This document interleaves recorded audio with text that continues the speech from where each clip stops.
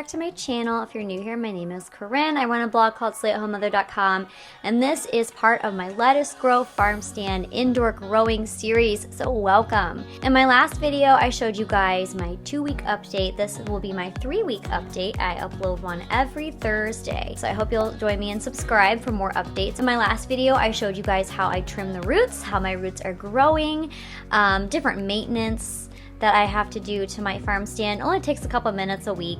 Overall, I'm still highly impressed with this system. I love my hydroponic planter. It's just so fun watching all of the herbs and vegetables grow. It truly is. My kids love seeing all the vegetables grow and then going in and picking out different herbs and the lettuce. They absolutely adore this planter. So if you are on the fence, you're thinking about it, I hope that you'll check it out with the code and the link in the description below. This system is truly amazing and wonderful. I can't recommend it enough, but if you are still curious about the indoor setup or even the outdoor setup, I do have a couple other videos. I will link them in the description below for you guys to view and see.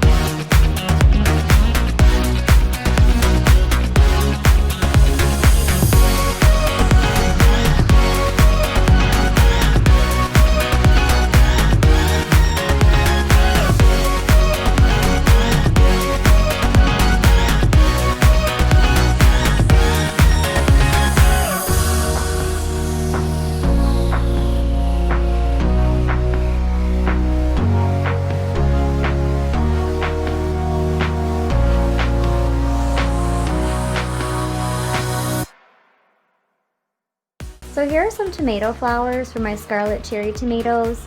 I don't think I shook the plant enough when I first realized I even had flowers here, so I'm not sure these are even going to produce any fruit. But luckily I do have some flowers that are starting to bud up here that I can luckily shake the plant, run a fan on it, and hopefully get some tomatoes up here. So I have fungus gnats, and I am really sad to say that I do, but I'm really fortunate to be able to have this problem so that I can document how I take care of it and help you guys take care of it as well. I can tell you what I've done to control the population and get rid of them, so that if you guys are, battling the same problem as I am, you can get rid of your fungus gnats pretty easily. I'm gonna link these little sticky flypaper butterfly shaped inserts that I have here. I've only got 2 on my farm stand. This one seems to be the most popular hangout here. You can see I've got a ton of adult fungus gnats hanging out here. I also have one up here, and you can't see any on the front side. These are just little parts of leaves that tore off, but I do have some on the back side. I'll try to give you guys a view of that in just a second here. So here's the other side of the strawberry flypaper insert. You can see some gnats have flown onto the other side of this paper. So I am definitely catching the adult fungus gnats. Just be sure to control both the adult and egg/larva population when you do this. Holy romaine! Am I right? Look at all these leaves! I am so thrilled with how my romaine is growing. It looks fantastic. So does my summer lettuce. Just beautiful. Let's peek over to the other side as well. Walk with me, if you will. All right, here we go. Tons of leafy greens going on in here. I'm so excited. And if you guys saw my last video, I actually harvested some of its mint, and it is already just going nuts over here. Tons of new growth. I need to harvest my parsley and my cilantro. I've already got tons of parsley and cilantro that need to be harvested, as well as my thyme. I've got plenty of thyme on my hands. Haha, see what I did there? So I'm gonna be harvesting that in this video as well. So these 3 are getting harvested: parsley, thyme, and cilantro. Here's what my oregano looks like, and I can honestly harvest some of this today as well. And then here is my basil after I have cut it.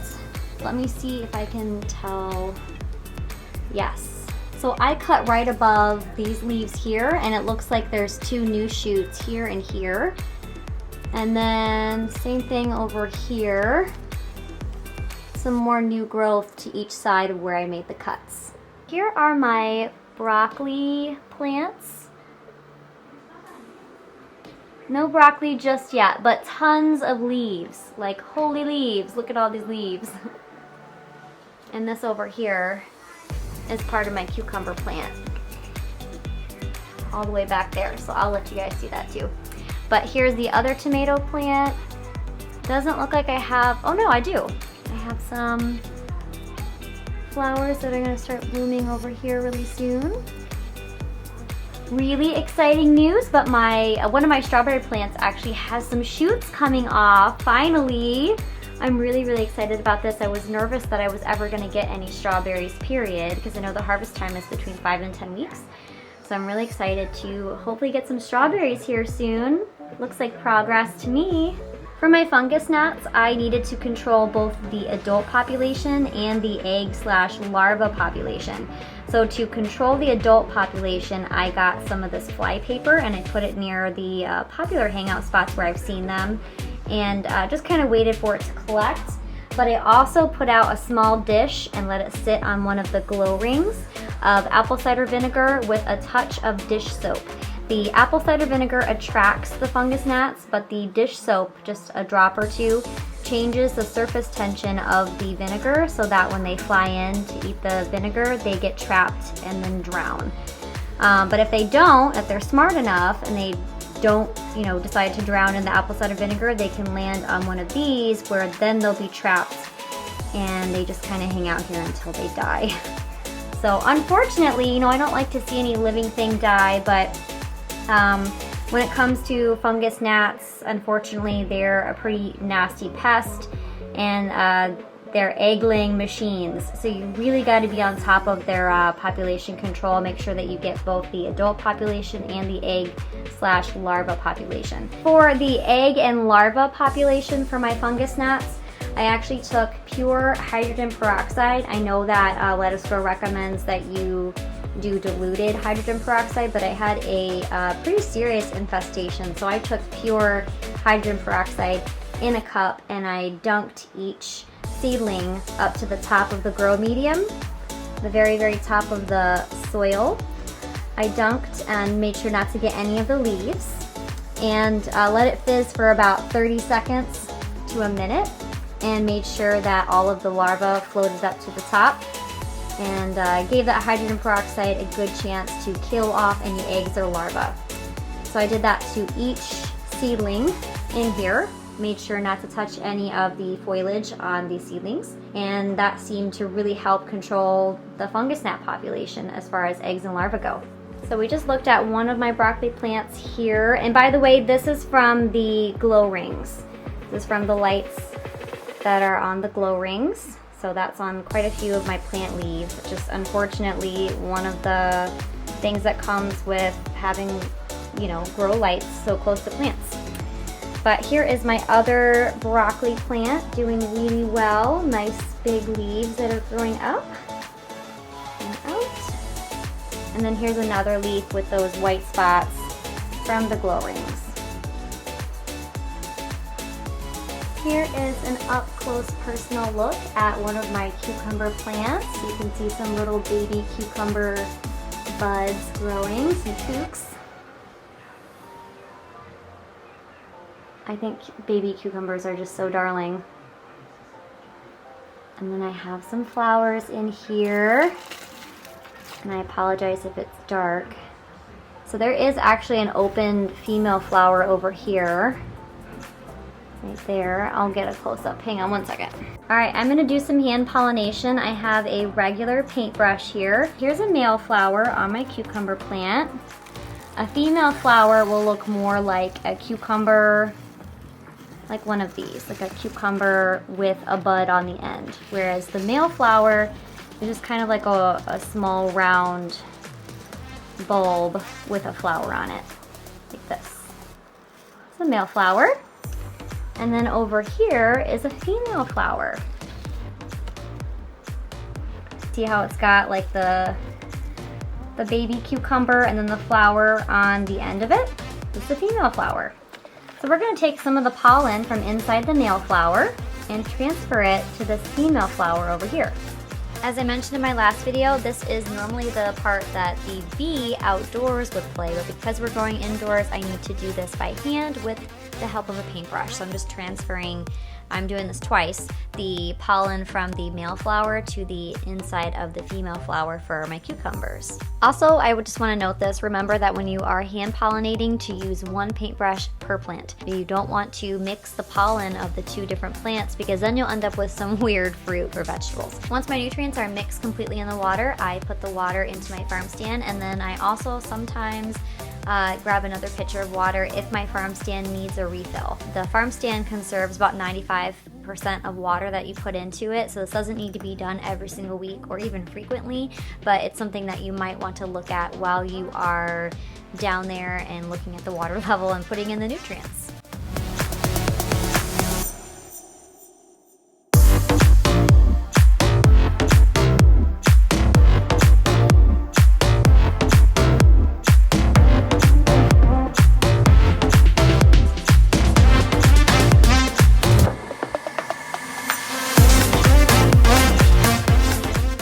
So while my pump is mixing up the nutrients before I test the pH, I'm gonna go ahead and squirt some hydrogen peroxide. This is 3% hydrogen peroxide into the tank. This will also help control the fungus gnat population. On top of everything else I'm doing, it's just a good preventative measure.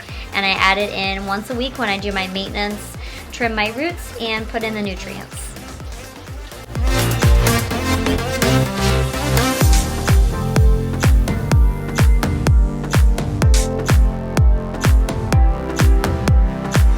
So once this is mixed up for a couple minutes, I will remove the cover, test the pH, and add any pH down as needed. I have very hard water, so my water usually needs a couple scoops, about 6 to 7 scoops of pH down to get to that 5.5 to 6 pH range. I'm usually at a 7. For now, I'm using the pH down that comes from Lettuce Grow, but the bag isn't very large, and this is almost empty. I need to order some more, so I think I'll go ahead and order some more from Lettuce Grow, but moving forward I might be looking into a different alternative for pH down since I need a lot each week. But the bag is just, I'm not exactly sure how many, 6 ounces. So this lasts me a couple weeks with 6 ounces. It goes a lot faster with my water in my system than I would like, so I'll probably be looking into some kind of alternative options for pH down. If you guys know any good options, drop them in the comments below. I'd love to check them out and hear them. Maybe find a good solution. I'm gonna probably need to add in about 6 to 7 scoops once this is mixed in for a couple minutes. Now I'm going to test the pH, so I'm going to take about 5 mLs of water with the pH test kit that comes with your Lettuce Grow setup, drop in 5 drops of the tester, and see what color I get. It is recommended to have a pH of 5.5 to 6, which is like a yellow or a lime green color. Mine is usually at the 7 or 7.5 range. So that's why I need about 6 or 7 scoops. And Lettuce Grow recommends that you add just half a scoop of pH down and then retest, but I know from experience with my water, I need 6 to 7 full scoops of pH down, so it's quite a lot. I'm gonna go ahead and add the pH down and then retest in a few minutes, but while I am waiting to retest, I'm gonna go ahead and do some root trimming for my plants, and I'll show you guys how the roots on all my plants are doing. There's gonna be some plants that I'm gonna skip the root cutting on because they don't really need it. And it's recommended by Lettuce Grow that you only trim 1/3 of the roots, but especially when it comes to really long roots like my zucchini plants, I'll show you guys in a minute here, I just go ahead and clip it down to the plant cup. And it's not recommended, but my plants have been doing really well with it so far, so you'll see me do that. It's not the proper way to do things, but that's the way that I do things, and my plants have been doing just fine.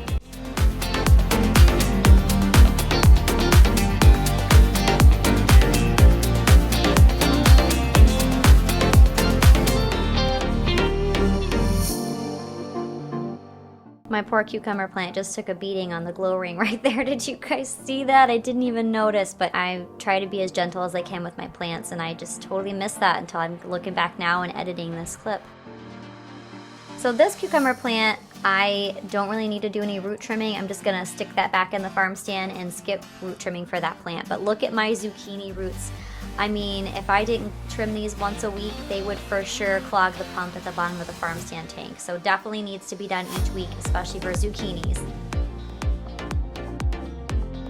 Some of these plants are cut and come again plants, like the green onions. Whenever I'm ready to use those, I can literally take some scissors and cut them at ground level or grow medium level, and they will, new shoots will grow up, so they will regrow. Strawberries are also cut and come again, zucchinis, cucumbers, tomatoes. Other plants like lettuce and romaine are a one-time harvest, so whenever I'm ready to harvest these, I know I need to order new seedlings and replace these seedlings with new plants.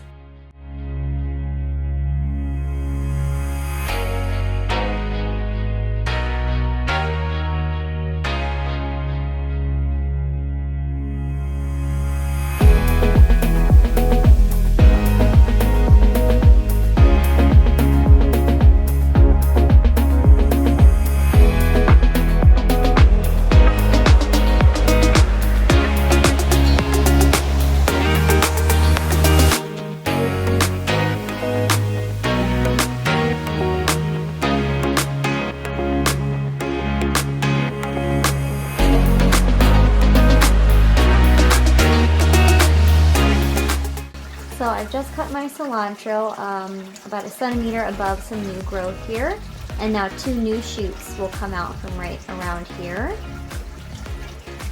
And I'm going to go around and do the same thing to the rest of my plants.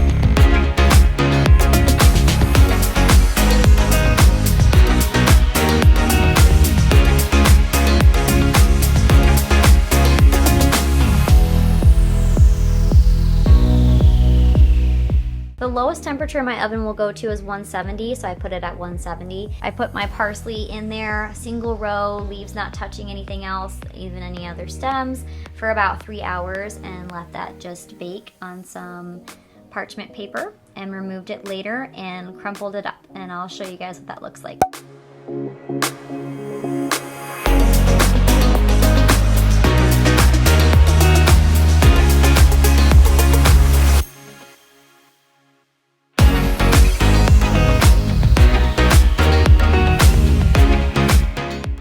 So now I've emptied out most of it. I'm gonna put in a new lot of them. So there we go. Put the lid back on. And then hang it from one of the cords right inside the hole for my farm stand tank. I'm gonna link this tea strainer along with my other Lettuce Grow Farm Stand Amazon favorites for you guys if you're interested in this or you're battling fungus gnats like I am. This is very handy. So now I am going to put this back into the tank. I just float this in here and hook this onto here. So here you can see that the tea strainer is just hooked right here on the light cable. So not too tight, but firm enough to where it doesn't go anywhere. Now that I'm done with all my maintenance and nutrient replacing, root trimming, all of that, I'm gonna go ahead and put in some new sticky fly paper inserts into some of my cups and make sure I don't have any more fungus gnats. And if I do, then I know that I need to repeat the hydrogen peroxide step as well to make sure I don't have any eggs or larvae.